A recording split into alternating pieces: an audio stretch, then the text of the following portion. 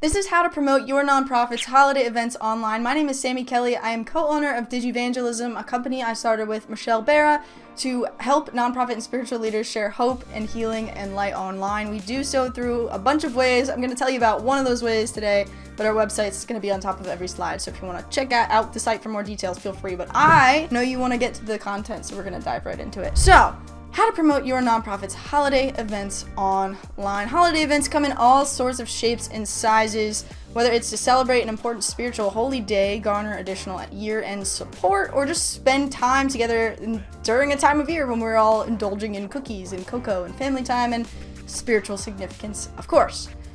It's also a very busy time of year, right? A time when if you're going to be promoting some kind of event, strategic promotion is your best bet to actually make that event effective, whether it's online or offline. So if you've tried in real life promotion, that's fine.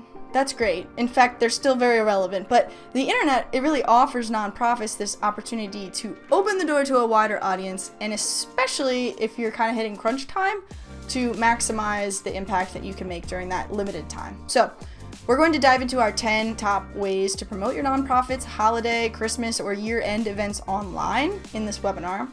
We are going to work from more general ideas to more specific, kind of more complex ideas. Give you a lot of ideas and tips along the way, and I am going to give you a tip for next year towards the end.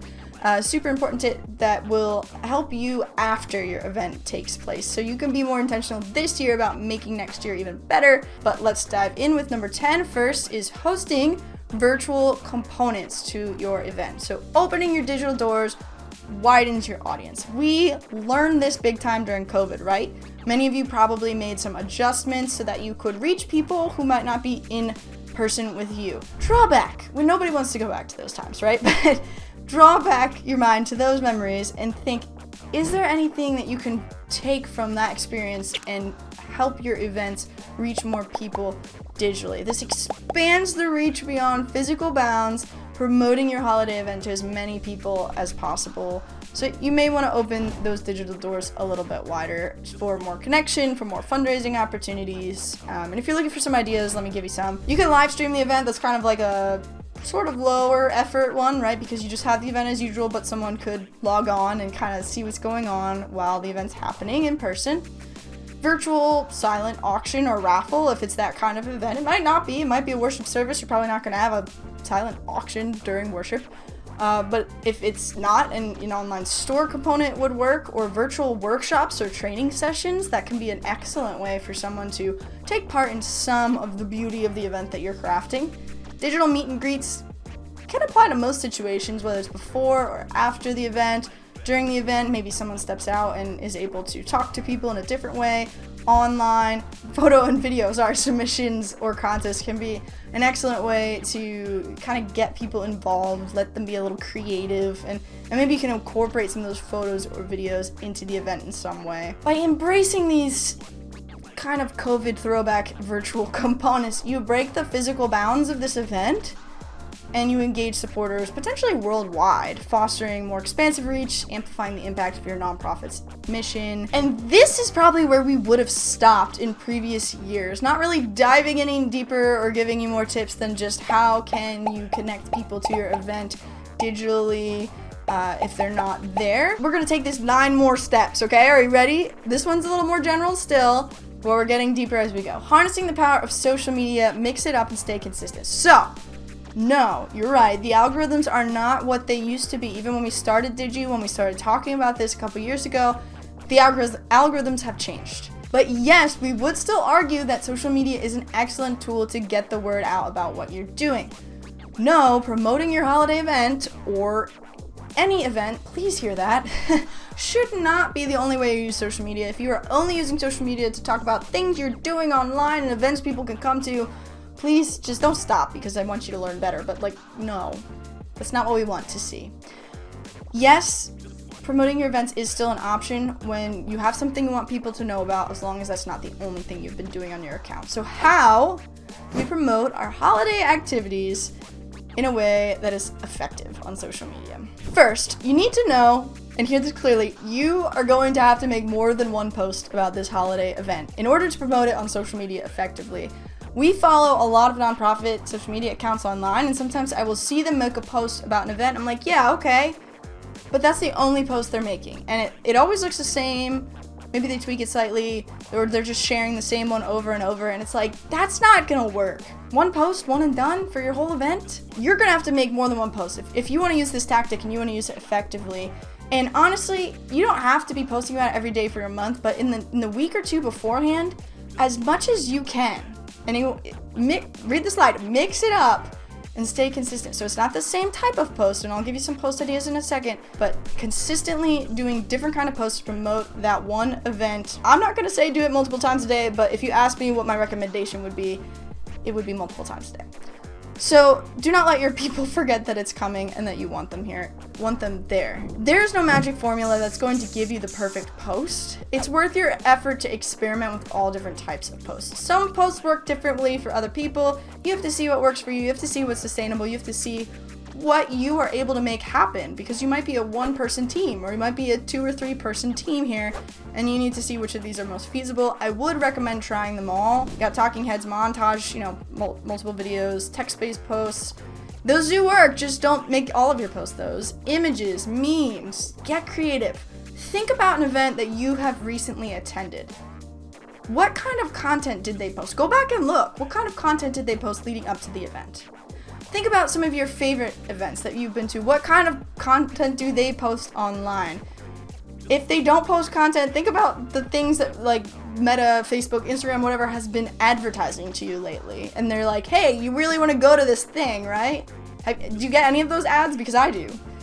Go check out their profiles and see what kinds of posts they are making talking about their upcoming thing, whatever it is.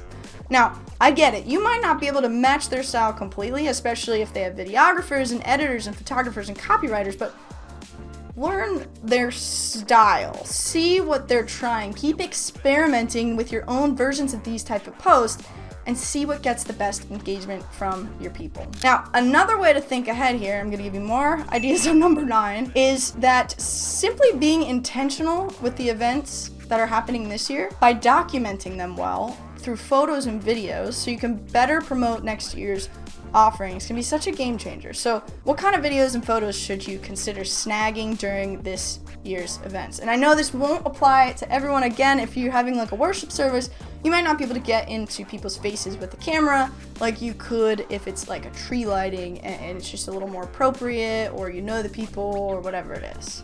So you could ask for interviews with attendees before and after the event. Why are they present? What are they excited about? What was the experience like for them? You could take pictures of people experiencing the moment, again, where feasible, where appropriate. Behind the scenes preparations are huge. People love behind the scenes footage. That could be a way to promote the event. Stage group scenic photos, candid content, and of course your own reflections, whether that's writing or video or what have you. It is highly unlikely you're going to be able to secure all of this content throughout any event that you are even remotely in charge of in any capacity whatsoever. I get that. Please know that. I've been there. You probably don't even have a second to do any of this, but that's okay if you consider asking for help within your community. So you might have more people than you think who would be grateful for kind of like a small job. It's not a big thing to say, hey, could you make sure you get 10 photos? Could you make sure you just get some videos, or could you interview 3 people? Maybe you have someone that's not afraid to do that sort of thing, and that would be a great way for them to use their gifts, their cell phone, and make it happen for next year. You could even ask them to remind you to do certain things, like, hey, make sure that I give you a reflection, or film me a couple times, drag me off of whatever I'm doing and make it happen, because you're going to be very busy. So number 9, harness the power of social media. What's next? Partnering with local businesses. All right, we're gonna go rogue here. Community over competition. I know it sounds a little different than what we normally talk about, but do not sleep on potential partnerships with local businesses, because teaming up with nearby businesses for support or sponsorship or any kind of connection can be huge to help get the word out about your holiday events in your community. Not only does it just like make the event more visible because now you got more people talking about it, but it creates this stronger bond for your entire community that feels like, oh, we are all working together in this event. Like that heightens it a bit, right? It becomes bigger than your community, bigger than your nonprofit. So what could this look like? It could be like talking to the grocery store for some sponsorships. I mean, Chamber of Commerce, so maybe that's somewhere that's a little more, it comes to mind naturally because they can kind of guide you. But don't sleep on like the small business leaders that are already part of your community or related to your community or right next door to your community, the animal hospitals and gyms and campgrounds and, you know, places that care about, you know, life, or they care about the people in the community and they're trying to help them in some way. Where can you find common ground? Can you find common ground? Maybe not. But a lot of those people want to give back too. And so if you offer some way that is meaningful for them to do so and can kind of help lift both of you up in a way, that could be a really strong, long-lasting connection within your community that will last hopefully beyond this end of the year season and can really carry over into other seasons. Ooh, this one's funny, right? All right, hear me out. Don't turn this off yet. Engage with influencers. Number 7, who is influential in your community? Now, it does not have to mean TikTok tweens dancing to trending tunes. That's not the only way to be an influencer, right? Although, to be fair, those tweens can probably teach you quite a bit about making an impact online. I'm just saying. So let's not knock the tweens. What I mean here by influencers are influential people who resonate with your nonprofit's mission. When these influential people share about their connection with your nonprofit, they share how whatever you're doing is meaningful to them, it can significantly enhance the visibility and the impact of your Christmas event. Because for whatever reason, we lift certain people up on pedestals, and when they do something influential, well, the term applies, right? We are influenced to follow along. So this could be endorsing ticket sales. It could be endorsing the event, actively participating, just kind of magnifying the buzz, knowing, oh, that they're going to be there. They've been posting about that. So who are those influencers in your community? They could be local business owners, again. Could be community organizers, faith leaders, politicians, local heroes, local celebrities. We've got a few. Who do you have? Local sports team members. It doesn't hurt to ask. I know it might seem a little far-fetched or it might seem out of the norm, but it doesn't hurt to ask and have a conversation about how to create a mutual beneficial arrangement. Maybe they're looking for a way to give back and it lifts them up a little bit to show that they are involved, or maybe they have been looking for a community, or they have been looking for some kind of event and it just works out. You never know. It doesn't hurt to have those conversations. Their alignment with your cause can just increase support for you long term, increase the type of folks that you have coming in the door, and just grow the possibilities for impact for everybody. Number 6 here is video marketing. As a video editor, this is one of my favorite topics that we get to talk about with Digi. I get to help people with. So let's talk about it. I know this can go hand in hand with social media, which we already kind of talked about generally, but I want to dive in deeper now into video and give you some actual ideas and tactics you can use. Now, as the tagline says on the screen here, short form, long form, all form. So I'm not saying one is going to be better or worse for you. Short, powerful videos can absolutely highlight the best parts of past events. They can lift up heartfelt stories in a way that is easily digestible for people. So you can have those short interviews, touching testimonials. It inspires viewers to experience the whole event for themselves. But longer form videos certainly have value too. These can be more in-depth interviews that people kind of sit through and really take in with, you know, the planners perhaps of the event, the people that are participating. Could be a behind the scenes tour of the preparation of the event, just like really giving people a look at what goes into it. Or if you have some kind of meal packaging activity going on, maybe you show people exactly what the whole packaging process looks like. Maybe you walk people through worship and what it's going to be like. Even a recorded digital version of the entire event. Here's some other ideas as far as video. A talking head teaser, it could be describing what is coming up. I always recommend including subtitles in your videos. Honestly, long or short form, it can be great, but definitely short form when people are scrolling. As we said, behind the scenes videos. Volunteer spotlights, celebrating the hard work that they're putting into the event. You could do a volunteer spotlight for every single volunteer that you have, but good luck. Try not to miss someone because that can be a challenge. Interactive Q&A, it could be a live where people can ask questions about the event, or it could be recorded where people have already submitted questions or you're just answering questions you wrote up. You could model one of the activities for the event. So if you're going to be doing a craft, show someone funny or fun, or even just someone that people would recognize because they're involved with your community, doing a craft, sharing a song. Show people what it's going to be like for them to be there. And please know that there is no magic formula for what type of video is going to get picked up and give you the most traction. It can range absolutely wildly what is going to be effective for you. Short 7-second videos, like, were kind of a trending thing for a while. They're still kind of hot, right? They can perform incredibly well to just do these short videos, but they can also be a total bust. Likewise, people talk about, oh, you can't do long form content anymore, like a long form interview, but people absolutely will sit through very long YouTube videos. You're sitting through a webinar right now, and I've been talking for a little while. People can sit through the longer form content. That doesn't mean that even the most interested person in your community, in your event, is going to be able to stomach sitting there listening to you ramble on for an hour and repeating yourself over and over. So my point here is, don't worry too much about what form it is. Try different forms, always mix it up, but focus more on your messaging. Focus on having an intriguing hook, like the first sentence that you're saying in your videos. Tell people what you're going to be telling them. If it's longer form, if it's short form, maybe spark their interest. A descriptive title so that people really know what they are watching. An eye-catching thumbnail if possible. Sometimes you can't add thumbnails depending on the platform. A clear ask of what you want people to do when they watch your video. Are they supposed to sign up? Are they supposed to attend in person or online? Which one?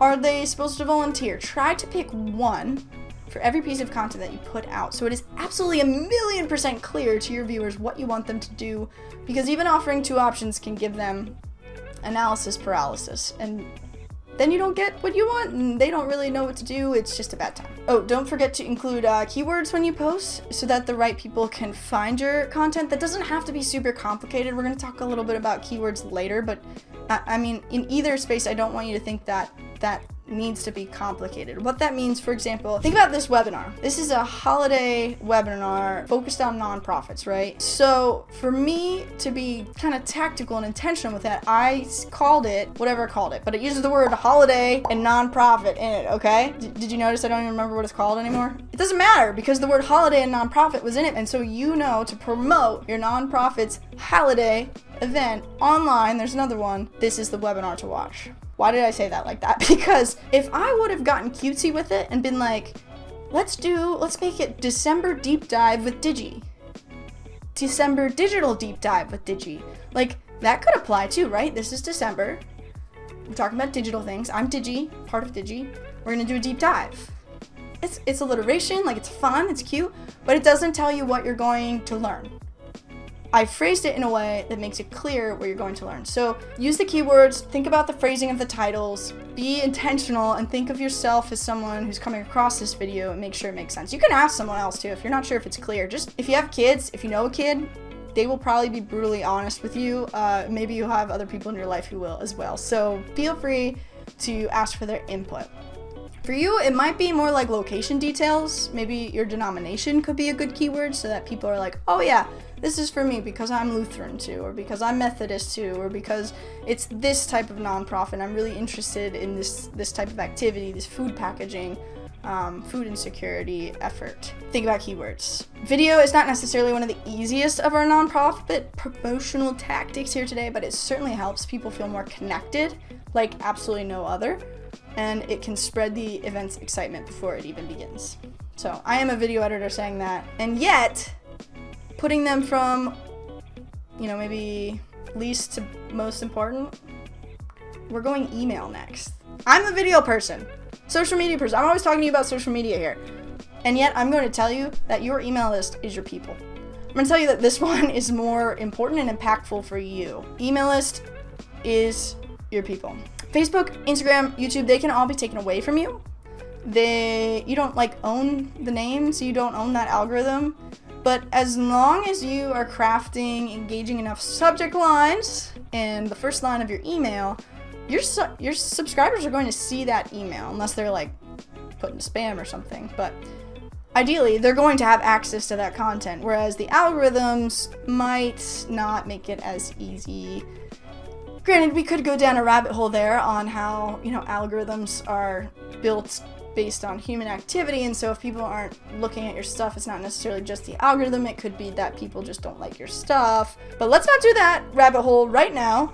And let's think about the fact that you own your email list. So if something happens with, let's say, MailChimp or MailerLite that you're using for your email list, you ideally have them backed up, right? You have that list, so you just go to somewhere else and you still own those communications with people. Whereas if you get locked out of Instagram, good luck. If your YouTube channel gets shut down, that might be it. And so this is hugely important and impactful. So email marketing proves invaluable for your holiday events as well. Taking it one step further, I'm going to recommend not just promoting emails, which you're going to need to send more than one, just like you're going to need to make more than one social media post, but segmenting your email list to cater to different groups.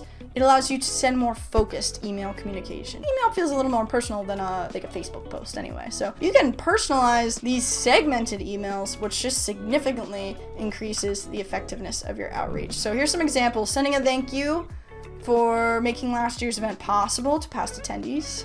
You could send a more proper overview email to those who have never attended. So maybe you have a group of people that you're like, they don't need to know about this, but these people, I don't know who they are, so we're gonna tell them all about our event. You could send a specific list of needs to those who might be more inclined to give of their time or money. Just remember to include that compelling subject line and incorporate a clear call to action. That's going to be like carried through to everything. You always want to have that one ask. There it is on the screen. One idea per email.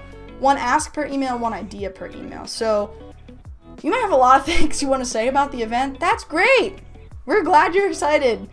But send multiple emails. Talk about this part of the event in one email, this part of the event in another email, this part of the event in another email. I know it sounds like more work, but it's going to be way more effective, and it's kind of less work for you because you get to break it up and send a bunch of emails rather than making it all one email and then feeling like, well, I still have to write a couple more if I'm going to be really promoting this thing, right? So break it up. Don't be afraid to send more than one or two emails about the same event. People are busy. They need to be reminded a lot. One email a day, honestly, isn't gonna kill you once the event starts getting closer. Push the emails. All right, at this point in our webinar, we are going to we're taking a break, but we're gonna break the ice for you with promoting your event and giving you an idea here. So if you're watching this on a computer or phone or wherever, if you can, take a picture of your setup, share it on social media somewhere, and tell people that you are thinking toward whatever event you're thinking about, or maybe it's multiple events. You're excited about this upcoming event. You're learning more ways that you can share with them and to stay tuned for what's to come. And give us a tag, and we'd love to see it. We'd love to follow along on what you're doing, and we might even share some of them just to give you some added reach. So take a break, take a breather, make sure your pen has ink in it, take a picture. Oh wait, it's fine. Take your time. You don't have to think of the caption right now. You can post it later. No, you're gonna forget. Just do it now. It's fine. It's better if you do it now. Oh wait, okay. We're gonna keep going for those of you that did that super fast. Next, 4, run contests and giveaways. Build the hype before the event begins. I get it that this one might not apply if it is a worship service that you are promoting. But if you're promoting a worship service, you might have other events too that your community is doing this December, or if it's too late, maybe next December. Think about how you can incorporate contests and giveaways into this event. Who doesn't love free stuff or the potential of winning something? Organizing these types of contests can really generate excitement and engagement for the people that are going to be attending and people that were kind of thinking about attending but aren't really sure. But if they win something, they're absolutely going to be there. So it could be an event related prize, it could be a special seat or a special honor or a special discount. Build the hype before your event even kicks off, and encourage participation if you can on the post itself. So maybe it's like a caption this photo type of thing. It might be guess how many candy canes are in this or on the tree. First correct answer for our special guest, or what game we're gonna play, or what meal item we're gonna have wins. Having people comment if you have a following will increase that organic engagement to drive reach to your event. If you don't have a following, it might not work. You might not get any comments, and I'm just letting you know that happens, and that's okay. If you can though, and if you have people that follow your content, it can be an excellent way to get people kind of chatting and not only attract more attention for people, especially if you ask them to like share the post, which gets even more eyes on your stuff, but it can also foster a sense of community and camaraderie among supporters, which just amplifies the buzz around your event in general. Number 3, we are getting more and more advanced here. Can you tell? Actually, I have a better question. Don't answer that. Have you heard of the term lead generator before? If you haven't, have you heard of the term lead magnet? This is an example on the screen here of a lead generator, a lead gen. This is our digital accessibility resource guide. It's just a, picture of what it looks like when you click on it on our resource page.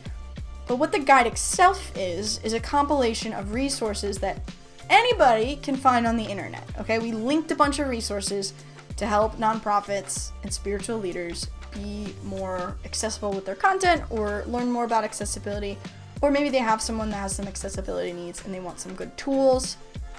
This is a great resource guide for them to dive into.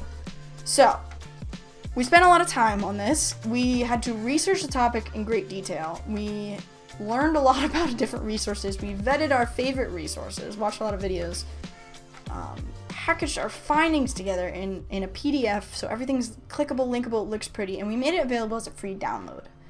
Similarly, your lead generator, lead gen, it should probably take some brain power. It should probably take some of your time and your energy to put it together for people. I'm not saying spend a week on it and overanalyze it so it never happens. Maybe a day, maybe an hour. It does need a little bit of effort because it needs to be valuable for your people. Something that saves them time, saves them energy, or adds a benefit to their life in some way. Because the idea here is that they're going to give you their email addresses for the value that you're providing them. And let me tell you, these days email addresses have value. I recently heard something that an email address is worth $20. So make whatever you're making worth $20. So hopefully you find this webinar worth $20 because you had to put your email address in to get it, right? Sorry, spoiling it all. If your hope is that people who download this lead gen will attend your event in some way, which is kind of why we put it on the list here, you're probably going to want to make the event and the lead generator connected in some way thematically. So develop downloadable content that is related to your event, incentivizing collecting the contact information. This is going to add to your list so that you can reach out about your event later. We don't have an event to promote. We're just excited to see you and chat with you. We'll probably talk to you about other stuff along the way as things come up, but for now, I don't have an event to tell you. What kind of holiday downloadables for your nonprofit could you do? That's what I will tell you. You could do your community's favorite holiday recipes. So if you have a tight-knit community and your community shares meals together from time to time, perhaps compiling your community's favorite holiday recipes would be a great little downloadable. That's going to take you some time to put together and make it formatted nice and whatever, but it's not like an insane amount of effort, right? Hopefully it doesn't take you an entire week of your life only focused on that to make that happen. Similarly, you could do a daily devotional for December. You could do daily meditation if that feels more aligned. You could give access to last year's event media. So maybe you have a ton of photos or a ton of videos from last year, or a walkthrough from last year, or trainings related to your particular cause. Make sure it has some value. Don't give it your entire life. And again, this not only beefs up your email list to communicate your event through email marketing, which we already talked about, but it also does foster like deeper connection between you and your people because you are giving them value, right? And then you're in their email inbox. So you're kind of getting cozy. Take some time, but not too much time. All right, we're getting there. Meta and Google ads. So Meta is Facebook and Instagram if you're not familiar. So Facebook ads, Instagram ads, Google ads. Put your money behind your mission. That is a megaphone. All right. We're going to kind of blow through these. This doesn't have to be too complicated. I'm going to give you an easy version at the end of number 2 here too. But keyword optimization, as we kind of touched on before, is important when you're promoting your stuff, your holiday events with ads, promoting anything with ads.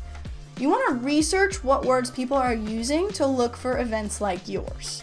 You can do that in a number of ways. You can just start typing on Google. You can start typing on YouTube. You can ask us more in the hub if you're a member. Use some keywords that make sense to you, that come to mind immediately. Use some that you find along in your research.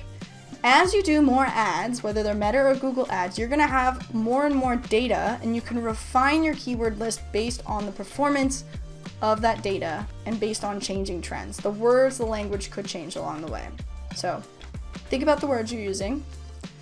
A/B test just means testing different variations of ad copy. So ad words that you're using, headlines, it could be images, calls to action, or even landing page layouts. You test different types, see what works, and do more of that. I know there's some capability built into the ad platforms to do this for you. So you would just kind of upload a couple of titles, upload a couple of calls to action, and they will see what works and give you that data. So analyze that and move forward with that appropriately. Target audience segmentation is just a fancy way of saying make sure you put in the demographic information that makes the most sense for the type of ad you're running. So if you're, I don't know, trying to, maybe next year you want more children involved in a children event, a children play that's going to come out around the holidays, you're probably going to want to target those parents, right? You're going to want to target people that are connected with kids, and there are some tools within these ad platforms to do that. Just paying attention to that could be enough. You might be more location-based if that's the case. Behavioral trends, and even remarketing. So people that have already engaged with your stuff. So if you're a faith community, a spiritual community in some ways, people have already engaged in some of the things that you've done online, they might be good people to be targeting as far as the audience for your ads, because maybe you can bring them back a little easier than someone new bringing in the first time. Finally, optimize your landing pages. So make sure that from the ad click to the landing page, which we're going to talk about soon, use the same language between the ad messaging and the landing page, or wherever you're pointing people after they click on your ad. For example, you don't want to say, sign up for this event if they don't actually need to sign up. If people don't need to sign up to attend, why would you put that language on there? And if you click sign up and then it's that you don't have to sign up, that can be extremely confusing for people, and they might not know what to do and might not come because of it. So make sure that the call to action that you use is consistent along the way, and make sure it's easy navigationally.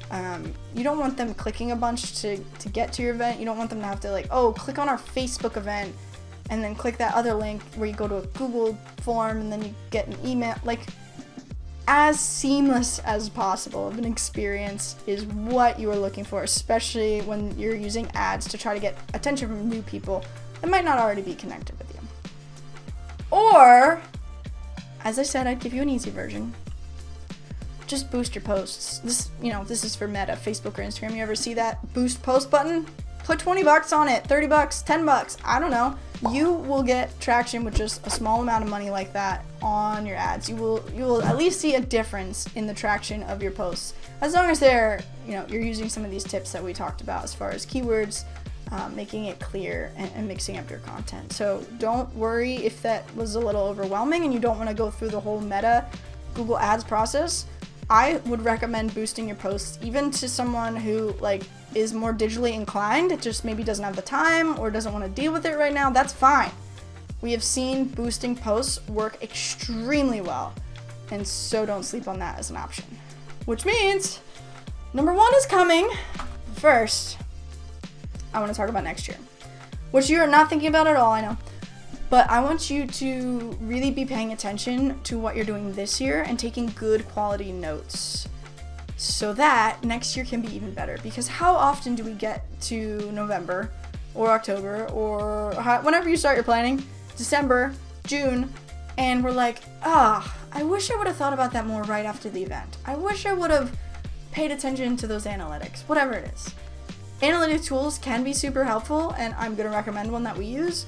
But one of the best tools that you can use is your own brain power in community with others that are involved.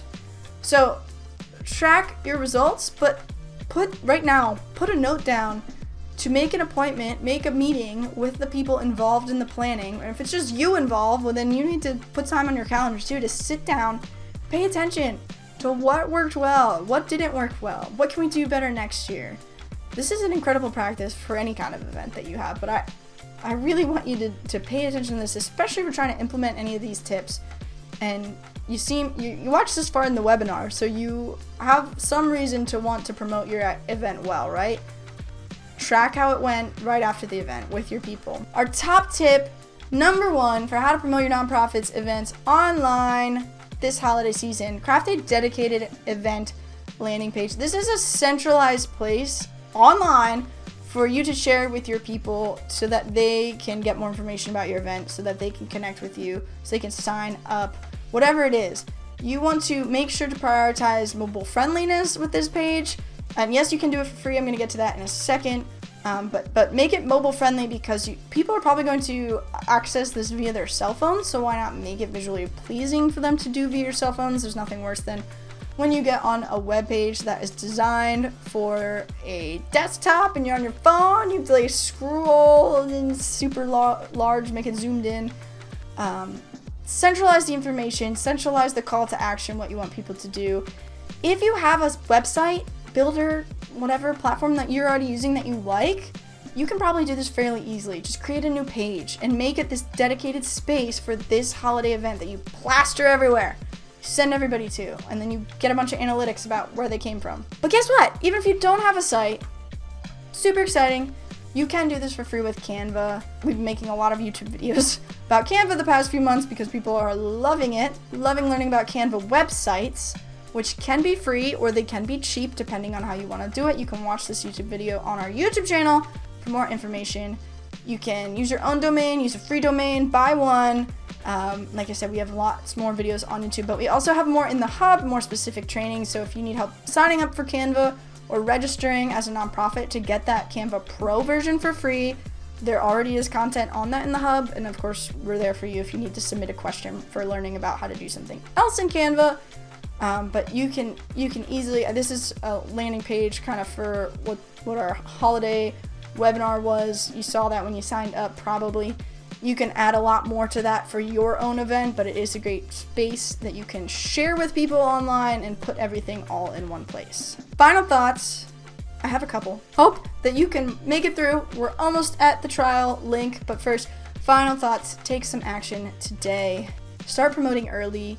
It might be that you should have started promoting yesterday, but in that planning meeting that you have after your event, plan to start weeks or months ahead of the event, dropping seeds to secure that ample outreach ahead of your event if you really want to promote well online.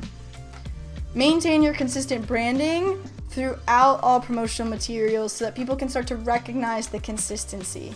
Decide what words you're going to use early, what colors, any guidelines that you want for people that are going to be sharing about your event.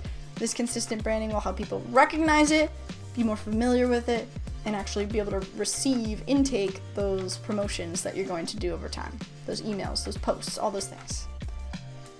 Simplify a registration process, make it easy to follow. This is huge. People are going to absolutely turn away if it is not easy for them to sign up or figure out what your event is or where your event is. So ask a friend to look it over. Ask us to look it over if you want. We also offer content reviews. You can find that on our website or send us an email, digivangelism@gmail.com. We would be glad to help you out. Encourage social sharing, so use your calls to action wisely with each post and make some of them telling people, hey, share this image, comment this, send it to a friend. You want to spread the word about your event. You got to ask people to do that sometimes to make that happen. And then of course, do a post-event follow-up. Tell people you're so grateful for their attendance. Keep them informed about future events or opportunities, and schedule that meeting so you can be even more intentional next year when this time of year ultimately comes upon us again. Again, my name is Sammy Kelly. I am thrilled that you were able to get all of this information, and I hope that you're able to implement some of it. I will look forward to seeing your pictures that you tagged us online, whether it's Facebook or Instagram or another platform. Appreciate your time and your efforts in sharing hope, healing, and light online. Thank you for that. That's why we do what we do, and peace.